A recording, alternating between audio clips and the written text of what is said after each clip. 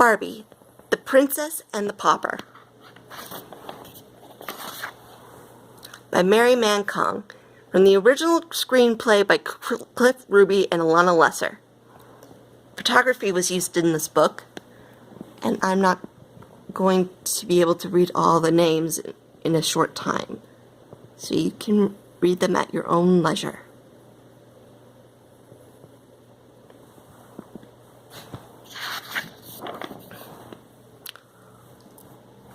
Long ago, there was a pretty princess named Annalise. She grew up in a beautiful palace and was very happy. One day, the queen told her daughter that there was no longer any gold to take care of the people in the kingdom. If Annalise would marry the rich King Dominic, their kingdom would be saved. So Annalise agreed. But she was really in love with her tutor, Julian. The next day, as Annalise and Julian were walking in the village, they heard the most beautiful singing. It was a girl who looked just like the princess. "What is your name?" Annalise asked. "Erica," the girl replied. "It's amazing," the princess said. "Except for our hair color and this crown-shaped birthmark on my shoulder, we could be twins." The princess learned that Erica had to pay off her parents' debt by working at Madame Carp's dress shop. Before saying goodbye, Annalise promised to have Erica sing at the palace one day. Meanwhile, no one knew that the queen's royal advisor, Preminger, had stolen the queen's gold. His wicked plan was to marry Annalise and become king. But when Preminger learned that the princess was going to marry King Dominic, he had Annalise kidnapped. He then told Julian and the queen that Annalise had run away. Preminger hoped that the queen would be so grateful when he later returned with the princess that she would let him marry her daughter. Julian didn't believe Preminger's story. He asked Erica to pretend to be Princess Annalise and help him uncover the truth. So with a blonde wig and some coaching, Erica learned how to walk, act, and dress like a princess. At the palace, Julian announced that the princess had returned. King Dominic and Erica soon fell in love. "There's something about you," King Dominic said. "You're honest and down to earth. You don't act like a princess." Erica wished she could tell the king the truth, but first Julian had to find the real princess. Meanwhile, Princess Annalise escaped from her captors and ran back to the palace. But in her dirty and torn clothes, the guards didn't recognize her and wouldn't let her in. Annalise went to Madame Carp's dress shop to see if Erica could help her. Madame Carp thought the princess was Erica. She put Annalise to work and locked her in the shop.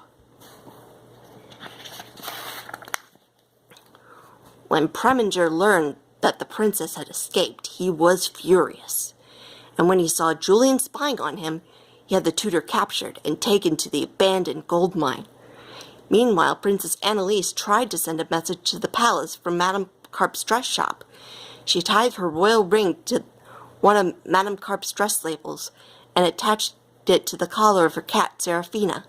"Take it to the palace," Princess Annalise instructed. "When they see the label, it will lead them here."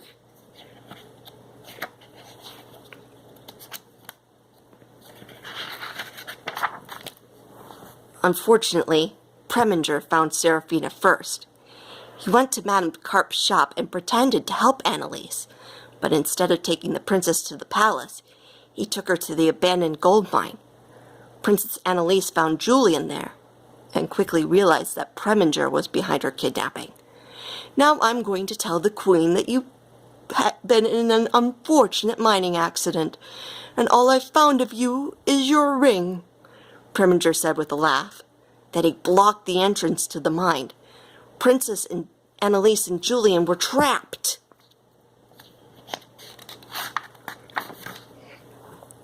At the palace, King Dominic offered Erica a beautiful engagement ring and asked her to marry him. But Preminger revealed that Erica was not the princess. His dog pulled off Erica's wig, revealing her dark hair. "And she has no royal birthmark," Preminger said. "Take her to the dungeon." Holding up the princess's ring, the villain announced that Annalise was dead. The only way to save the kingdom was for the queen to marry him. Reluctantly, the queen agreed. Meanwhile, the princess and Julian were desperately trying to find a way out of the gold mine. Suddenly, Erica's cat, Wolfie, appeared and led them toward an opening. They tried to climb out, but it was too steep. As they rested, Annalise noticed some sparkling crystals. The mine was filled with valuable geodes. The kingdom would be saved if they could escape. With new hope, Julian dislodged some of the rocks. Suddenly, water shot up like a geyser. "That's the way out!" shouted Annalise. The water filled the mine and lifted them up through a shaft to freedom. At the palace, King Dominic disguised himself as a guard so he could rescue Annalise from the dungeon. "Why are you saving me?" Erica asked the king. "I don't care if you're not the princess," King Dominic said. "I like you for being who you are." "I like you too," responded Erica, but there was no time to waste. The palace guards were right behind them. The king and Erica ran to his horse and rode off to safety. The wedding of Preminger and the queen was about to begin when Princess Annalise burst in. "It's the impostor!" Preminger exclaimed. "No Preminger," the princess said as she showed everyone the crown-shaped birthmark on her shoulder. "I'm Princess Annalise, and I'm alive." Realizing that his evil plan was falling apart, Preminger jumped onto his horse and raced away. But Preminger's horse knew he was evil and galloped right back to the palace. Preminger was arrested and locked away forever. Annalise told her mother all about the valuable geodes they'd found. The kingdom was saved. That spring there was the most beautiful double wedding the kingdom had ever seen. Princess Annalise married Julian, and Erica married King Dominic. Serafina and Wolfie had many, many kittens together, and they all lived happily ever after. The end.